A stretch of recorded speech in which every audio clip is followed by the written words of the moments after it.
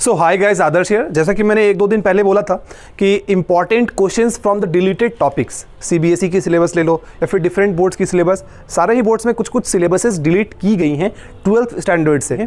उनमें से जो इंपॉर्टेंट टॉपिक्स हैं जेईई मेंस के लिए 2021 के लिए, उस चीज़ के ऊपर मैं आज बात करने वाला हूँ। और आज से लेके काउंसलिंग तक कोई भी दिक्कत नहीं आएगी अगर आप मेरे चैनल को सब्सक्राइब कर लोगे, क्योंकि सारे वीडियोस आपको मेरे चैनल के ऊपर मिल जाएंगे।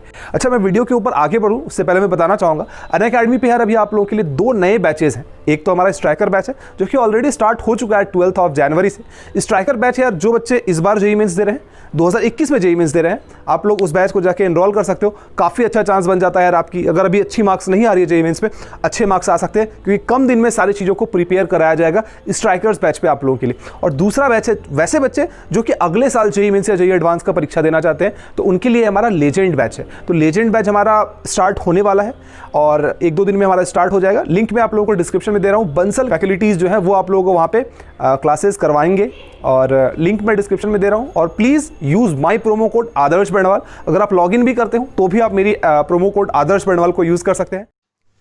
तो यार अभी हम लोग वीडियो को स्टार्ट करें उससे पहले कुछ बेसिक चीज़ हम लोग जान लेते हैं। देखो, और में क्वेश्चंस रहेंगे डिलीटेड टॉपिक से। ऐसा नहीं है कि डिलीटेड टॉपिक से ही रहेंगे और में क्वेश्चंस, ऐसा भी हो सकता है जो आपके सिलेबस में टॉपिक्स हैं वहां से भी आपके पास और में क्वेश्चंस आ जाए। तो हम लोग ऐसा बिल्कुल 100% नहीं कर सकते कि हाँ और के जो 60 मार्क्स के क्वेश्चन आएंगे और में वो 100% उससे आएंगे। मार्क्स आ सकते हैं और में, या फिर 60 मार्क्स से कम आ सकते हैं। और बाकी चीज़ें मैंने यहाँ पे दिखाई, अगर आप चाहो तो एक बार पॉज करके देख लेना कि किस हिसाब से आप लोग की मार्किंग स्कीम वो रहने वाली है। मैथ्स के डिलीटेड टॉपिक्स लिए हैं और उनमें जो इंपॉर्टेंट है उस चीज़ को मैंने मार्क करने की कोशिश की है। अच्छा, एक और बात, जैसे कि टॉपिक तो यहाँ पे जो भी डिलीटेड है और जो भी बच्चे ड्रॉपर होंगे उन्होंने सारे सब्जेक्ट की सारी सिलेबस कर रखी है। अगर आपने सारी चीज़ों को पढ़ रखा है, सारी चीज़ों की रिवीजन कर रखी है, कोई ज़रूरत नहीं है कि आप जो मैं बता रहा हूँ सिर्फ और सिर्फ उसे करने की ज़रूरत है। हाँ, अगर आपने नहीं पढ़ा है, अगर आपकी सिलेबस उतने अच्छे तरीके से कंप्लीट नहीं हुई है, तो मिनिमम आपको जितना मैं बता रहा हूँ उतना तो करके जाना ही चाहिए। उसमें से भी सबसे पहले मैट्रिसेस में आते हैं। मैट्रिसेस में जो मैंने स्टार जिसमें लगाया है और जिसमें मैंने टिक किया है उस चीज़ को आप लोगों को कंपलसरी करके जाना है। जैसे कि मैंने बताया है concept of elementary row and column operation, अगर ये चीज़ आपको नहीं आएगी तो डिटरमिनेंट के क्वेश्चन को भी बनाने में आप लोगों को दिक्कत आएगी, तो इस चीज को कर लेना। उसके बाद हम लोग आते हैं डिटरमिनेंट में। प्रॉपर्टीज ऑफ डिटरमिनेंट बहुत ज्यादा इंपॉर्टेंट है। और उसके नीचे जो आप लोगों को दिख रहा है सोल्यूशन, वो तो उससे भी ज्यादा इंपॉर्टेंट है। मतलब हर साल मैं बता रहा हूं, अगर 10 बार पेपर हुई होगी तो कम से कम 9 बार यहां से क्वेश्चन आए ही आए, या फिर 8। तो इस टॉपिक को तो यार आप लोगों को आंख बंद करके इसकी पूरी प्रिपरेशन कर जाओ, पूरी की पूरी प्रिपरेशन इसकी कर जाओ, ठीक है। उसके बाद नीचे हम लोग आते हैं। नीचे मैंने कंटिन्यूटी एंड डिफरेंशिएबिलिटी में रोल्स, लैग्रांजेस थ्योरम, ये सब चीज़ों को भी मैंने टिक किया है। इसलिए मैंने टिक किया कि आपको ऐसा लग रहा होगा ये सुन के कि बड़ा डिफिकल्ट है, लेकिन उतना ज़्यादा डिफिकल्ट नहीं है ना। तो आप इसे एक बार देख लें। इसकी अगर थ्योरी को अगर आप देखोगे तो एक एक पेज में इसकी थ्योरी कंप्लीट हो जाती है और 2-4 क्वेश्चन कर लेना, उससे ज़्यादा डिफिकल्ट क्वेश्चन जेईई मेंस पे खास करके नहीं पूछेगी। Unit integrals as a limit of sum, इससे क्वेश्चंस पूछ दी गई थी यार, 2019 में क्वेश्चन पूछी, और जहां तक मुझे याद आ रहा है शायद 2020 में भी एक क्वेश्चन। टॉपिक कोई बहुत ज़्यादा बड़ी टॉपिक नहीं है, एकदम लल्लू सी टॉपिक है। तो मैं चाहता हूं कि आप लोग इस टॉपिक को करके जाएं। अगर आपसे क्वेश्चन यहाँ पे पूछी जाती है तो आप लोग वहाँ पे बना पाएंगे इस टॉपिक को, ठीक है। और ऐसा नहीं कि हाँ जो लिमिट ऑफ सम की क्वेश्चन है वो आप किसी और तरीके से बना पाएंगे। कई क्वेश्चन ऐसे मिलेंगे आपको कि उसको आप सिर्फ और सिर्फ लिमिट ऑफ सम से ही बना सकते हैं और कोई तरीके से आप वहाँ पे बना ही नहीं पाओगे। एप्लीकेशन ऑफ इंटीग्रल में जो एरिया बिटवीन टू कर्व्स है, ये तो इतना ज़्यादा इंपॉर्टेंट है कि मैं क्या ही बताऊँ। पहले मतलब 2018 या फिर उससे पहले देखोगे तो हर एक पेपर में मिनिमम एक क्वेश्चन आता था, लेकिन अब क्योंकि 25 क्वेश्चंस हो गई है, इसी वजह से अब इससे कभी क्वेश्चन पूछते हैं कभी नहीं पूछते। लेकिन 8-10 पेपर आप लोगों की होने वाली है, कम से कम 3 से 4 पेपर में यहाँ से क्वेश्चन होगी, इसकी गारंटी ले लो। तो मेरी नोट्स जेईई एबी 360 जो एप्लीकेशन है उसमें नोट्स मिल जाएगी, इसकी 8-10 पेज की नोट होगी, एकदम अच्छे तरीके से कर जाओ, उससे बाहर क्वेश्चन आ ही नहीं सकता है ना। उसके बाद यार हम लोगों ने यहाँ पे डिफरेंशियल इक्वेशन में रखा है dx/dy या फिर dy/dx plus px plus q form में जो आता है उसके आप लोगों को करके जाना। डिफरेंशियल इक्वेशन में अगर यही नहीं किए तो डिफरेंशियल इक्वेशन ही क्या किए, ये तो बहुत ज़्यादा इंपॉर्टेंट है। उसके बाद 3 डायमेंशनल ज्योमेट्री में एंगल बिटवीन लाइंस, प्लेन्स, ये सारी चीज़ें कोई बहुत बड़ी चीज़ नहीं है। a1 a2 plus b1 b2 plus c1 c2 by root under कर देते हैं तो वो कोई बहुत बड़ी चीज़ नहीं है। cos थीटा निकल जाता है, उसके बाद हम लोग इन्वर्स करके एंगल निकाल लेते हैं। तो सिर्फ फॉर्मूला बेस्ड है, तीनों की फॉर्मूला आप लोगों को देख लेनी है। उसके बाद हम लोग यहाँ पे आएंगे प्रोबेबिलिटी में। प्रोबेबिलिटी में भी मीन वेरिएंस और ऑफ रैंडम वेरिएबल जो है ये बहुत ज़्यादा इंपॉर्टेंट है। एनपी, एनपीक्यू, इससे क्वेश्चंस आते हैं यार बार बार। और बाइनोमियल डिस्ट्रीब्यूशन से भी क्वेश्चन पूछी जाती है, जिसमें आपको आते हैं फिजिक्स में। फिजिक्स में यार मैंने यहाँ पे एक रेड कलर से लिखा है कम्युनिकेशन सिस्टम। इसे मैंने यहाँ पे खास करके इसलिए लिखा है क्योंकि कम्युनिकेशन सिस्टम से जब मैं क्वेश्चंस देख रहा था ठीक है, सारे पेपर में आपको क्वेश्चंस नहीं देखने मिलेंगे, लेकिन 40 to 50% पेपर में यहाँ से क्वेश्चंस देखने को मिलते हैं। मतलब अगर 10 पेपर होता है, 4-5 पेपर में तो यहाँ से क्वेश्चन होता ही होता है, और बहुत बहुत बहुत निहायती आसान क्वेश्चन पूछा जाता है। लेकिन दिक्कत क्या है, बहुत सारे स्टेट बोर्ड की जो एग्जामिनेशन होती है वहाँ से इस चैप्टर को हटा दिया गया है। इसी वजह से मैंने यहाँ पे स्पेशल नोट लिख के रखा है कि अगर आपने कम्युनिकेशन सिस्टम नहीं पढ़ा है तो आप कम्युनिकेशन सिस्टम पढ़ के जाएंगे, क्योंकि अगर आपके सेट में इससे क्वेश्चन आती है तो बहुत इजीली तरीके से आप इसको बना सकते हैं। और उसके बाद मैंने सेमीकंडक्टर में जेनर डायोड, कैरेक्टरिस्टिक, ये सारी चीज़ों को लिखा है, इसे आप लोगों को पढ़ के जाना है। ऊपर वाला जो पोर्शन है उसे छोड़ दें, जिससे मैंने सिर्फ और सिर्फ लाइन दी है उसी ही आप लोगों को पढ़ना है।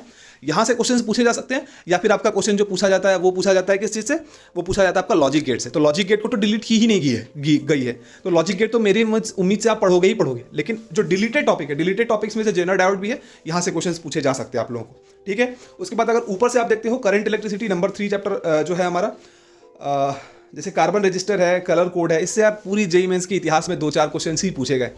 अगर आपसे पूछ दी जाती है तो फिर आप थोड़े से अनलकी होगे, लेकिन है डिफिकल्ट नहीं, बहुत आसान है। वो बीबी रॉय, ग्रेट ब्रिटेन हम लोगों के समय पढ़ाया गया था, तो it is not that tough. अगर आप चाहो तो कर सकते हो, लेकिन जेईई मेंस के इतिहास में आज तक 2 या 3 क्वेश्चन ही पूछी गई, तो बहुत ज़्यादा इंपॉर्टेंट नहीं है। और ये लोग देखो यार, सीरीज और पैरेलल कॉम्बिनेशन ऑफ रजिस्टर, इसको ही हटा दिए। अरे भाई, जिसे सीरीज और पैरेलल का ज्ञान ही नहीं होगा वो भाई करंट कैसे निकालोगे, आप सर्किट किस तरीके से सॉल्व करोगे, तो ये कोई लॉजिक नहीं बनता। ये सब कोई पढ़ के जाएगा, आप भी पढ़ के जाएंगे, हम भी पढ़ के जाएंगे, जितने लोग हैं सब पढ़ के जाने वाले हैं, तो इसके लिए इसको बोलने की कोई ज़रूरत ही नहीं है, ठीक है। उसके बाद एक साइक्लोट्रॉन जो टॉपिक आप लोगों को दिख रहा है, इसका सिर्फ फार्मूला याद कर लेना, सिर्फ फार्मूला की जरूरत पड़ेगी फ्रीक्वेंसी वगैरह निकालने में, ओमेगा फ्रीक्वेंसी एफ, ये सब चीज़ के बारे में फार्मूला पढ़ लेना, और ज़्यादा कुछ पढ़ने की इसमें ज़रूरत नहीं है, ठीक है। आगे बढ़ते हैं। उसके बाद हमारा आता है मैग्नेटिज्म एंड मैटर। तो मुझे ऐसा लगता है कि यहाँ से डायरेक्ट फार्मूला बेस्ड क्वेश्चंस आने वाले हैं। 8-10 फार्मूला आप लोगों को मिलेंगे, 8-10 फार्मूला सिर्फ कर लो बस, और कुछ नहीं करना। 8-10 फार्मूला को देख लो और फार्मूला बेस्ड क्वेश्चंस यहाँ से आएंगे ज़्यादा से ज़्यादा। पहले इससे क्या होता था पता है, इससे थ्योरी बेस्ड क्वेश्चंस पूछ देते थे वो, थ्योरी बेस्ड क्वेश्चंस, पैरामैग्नेटिज्म और फिर हमारा फेरोमैग्नेटिक जो सब्सटेंस है, इस तरीके की क्वेश्चंस वहाँ से पूछ देते थे। अब तो वो पूछ नहीं सकते इस बार, तो ज़्यादा चांसेस है कि वो आपकी यहाँ से जो पूछेंगे वो क्या पूछेंगे, फॉर्मूला बेस्ड क्वेश्चन ही पूछने वाले हैं, तो डिफिकल्ट नहीं होने वाली है यहाँ से, ठीक है। अब आते हैं अल्टरनेटिंग करंट। तो अल्टरनेटिंग करंट में यार ये पावर फैक्टर और वाटलेस करंट बहुत कम क्वेश्चंस पूछे गए। पहली बात तो ये कि अल्टरनेटिंग करंट से ही कम क्वेश्चन पूछी जाती है। हर तीसरा पेपर में एक क्वेश्चन आता है, मतलब हर दूसरा में भी नहीं, हर तीसरा पेपर में एक क्वेश्चन आता है। मतलब अगर 10 पेपर हुई तो शायद 3 पेपर या 4 पेपर में क्वेश्चन आएगा। उसमें से भी एक टॉपिक हमारा छोटा सा है पावर फैक्टर का, जिसमें हम लोग को पाई की वैल्यू निकालनी पड़ती है, और वाटलेस करंट। तो इससे ज़्यादा क्वेश्चंस नहीं पूछे जाते हैं, है ना। बाकी इट्स योर वेज, अगर आप करना चाहो तो कर सकते हो। उसके बाद इलेक्ट्रोमैग्नेटिक वेव्स है, यहाँ पे डिस्प्लेसमेंट करंट से काफ़ी कम क्वेश्चन पूछी गई है। ये आप जब इंजीनियरिंग करोगे तब आपके लिए ज़्यादा इंपॉर्टेंट होगा, लेकिन अभी फिलहाल कम क्वेश्चन पूछी गई है डिस्प्लेसमेंट करंट से, है ना। उसके बाद हम लोग ray optics and optical instrument में आते हैं। इसमें आप लोगों को रिजॉल्विंग पावर ऑफ मैक्रोस्कोप बहुत इंपॉर्टेंट है, इसे आप लोग बहुत अच्छे तरीके से करें। ब्रेविस्टर लॉ और बाकी सारी चीज़ें जो भी यहाँ पे आप लोगों को दिख रही है पॉइंट, इसे बहुत अच्छे ढंग से करके जाएंगे। एक क्वेश्चन बहुत ज़्यादा प्रोबेबिलिटी है कि यहाँ से पूछी जा सकती है, ठीक है।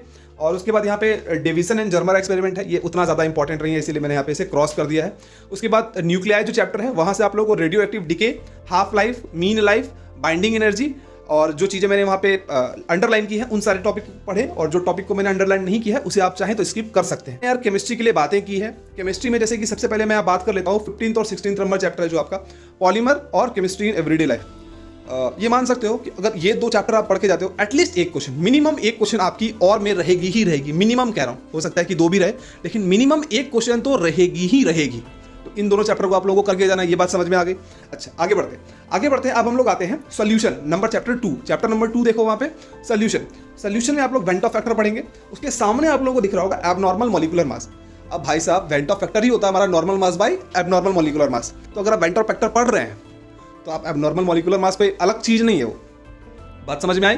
तो वेंट ऑफ फैक्टर इज बहुत ज्यादा इंपॉर्टेंट। वेंट ऑफ अगला चैप्टर हमारा इलेक्ट्रोकेमिस्ट्री में हमारा लॉ ऑफ इलेक्ट्रोलाइसिस, ये इंपॉर्टेंट हो जाता है आप लोगों के लिए। उम्मीद करता हूं कि आप इसे करके जाएंगे। उसके बाद हमारा अगला चैप्टर आता है केमिकल काइनेटिक्स। इसमें हमारा एक्टिवेशन एनर्जी, अरेनियस इक्वेशन वाला जो टॉपिक है, ये आप लोग अच्छे तरीके से करके जाए। वैसे तो मैं कहूँगा यार, जो आप लोगों की जैसे कि सोल्यूशन हो गई, इलेक्ट्रोकेमिस्ट्री हो गई, केमिकल काइनेटिक्स, इसे आप लोग 100% पढ़ के जाओ। क्योंकि देखो, और में क्वेश्चन रहे या ना रहे, इससे नॉर्मली चैप्टर में एक क्वेश्चन पूछी जाती है ना। तो 3 चैप्टर से 3 क्वेश्चन आपके बन जाएंगे, 12 मार्क्स होती है, छोटी अमाउंट ऑफ नंबर नहीं होती है। यहाँ पे हमारा आता है general principle and isolation of elements. ये थोड़ा सा लेंदी, बहुत कुछ याद करने वाला टॉपिक है, काफ़ी सारे बच्चों को पसंद नहीं आता, इसलिए मैंने यहाँ पे लिखा है लेंदी। अगर आप चाहो तो पढ़ सकते हो, अगर आप चाहो तो छोड़ सकते हो, है ना। पी ब्लॉक को भी मैंने हाथ नहीं लगाया क्योंकि मुझे पता है कि 95 से 98% बच्चों को ये पसंद नहीं आता। अगर इससे बाई चांस यहाँ पे जो टॉपिक से इससे क्वेश्चन आएगी हम लोग उसको स्किप कर देंगे, उसे हम लोग नहीं करेंगे, ठीक है। नहीं आएगी क्वेश्चन मुझे उम्मीद है, लेकिन अगर आ जाती है इन टॉपिक से क्वेश्चन तो इसे हम लोग स्किप कर देंगे। उसके बाद हम लोग डी एंड एफ ब्लॉक पे आएंगे। डी एंड एफ ब्लॉक में हमारा preparation and properties of KMnO4 and K2Cl2O7 बहुत ज़्यादा इंपॉर्टेंट है, इसे आप लोग करके जाएंगे। उसके बाद हम लोग कोऑर्डिनेशन कंपाउंड में स्ट्रक्चर एंड स्टीरियो आइसोमरिज्म, ये बहुत ज़्यादा इंपॉर्टेंट है, बहुत ज़्यादा प्रोबेबिलिटी भी है कि यहाँ से क्वेश्चन पूछे जाएंगे। नंबर ऑफ आइसोमर्स आप लोगों से पूछा जा सकता है, तो इसे आप लोग बढ़िया ढंग से करके जाएंगे। और अमाइंस जो मैंने टिक लगाया है इसे आप लोग पढ़ के जाएं, क्योंकि जेई मेंस में ये आपसे क्वेश्चन पूछे या ना पूछे, लेकिन जेई एडवांस में इससे रिलेटेड क्वेश्चंस बहुत इंपॉर्टेंट है आप लोगों के लिए। तो मैं उम्मीद कर रहा हूँ कि जो भी बच्चे भी प्रिपरेशन कर रहे हैं कहीं ना कहीं वो जेई एडवांस के लिए प्रिपरेशन तो कर ही रहे होंगे।